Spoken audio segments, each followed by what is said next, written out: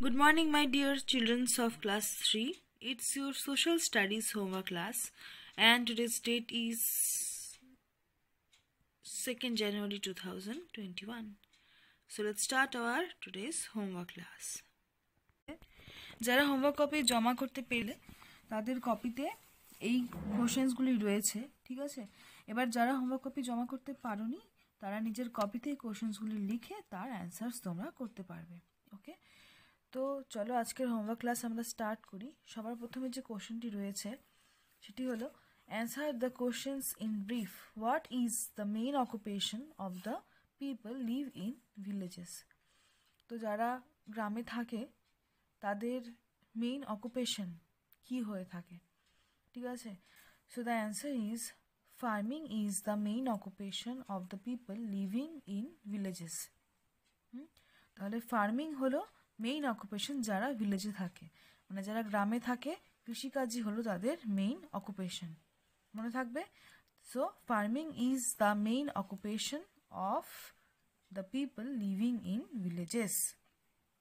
ওকে, তো এই কোশ্চেনটির অ্যান্সার এরকমভাবে হবে, তোমরা ভালো মতো পড়ে নিয়ে বুঝে নিয়ে তারপর লিখবে এবং স্পেলিং যেন তোমাদের ভুল না হয়, কারেক্ট স্পেলিং লিখবে। ওকে, আর সুন্দরভাবে লিখবে। Okay, next question, name any 3 minerals we get from mining. Mining থেকে, মিনিংও এক ধরনের অকুপেশন, এবার মিনিং থেকে আমরা যে সমস্ত মিনারেলস পেয়ে থাকি ওরকম 3টে নাম এখানে লিখতে বলা হয়েছে, ঠিক আছে। তো অ্যান্সারটি কী হবে দেখে নাও। The name of 3 minerals we get from mining are coal, crude oil and bauxite, ঠিক আছে। তাহলে যেই 3 ধরনের মানে মিনারেলস তো অনেক আমরা পেয়ে থাকি, কিন্তু এখানে 3টির নাম বলতে বলা হয়েছে।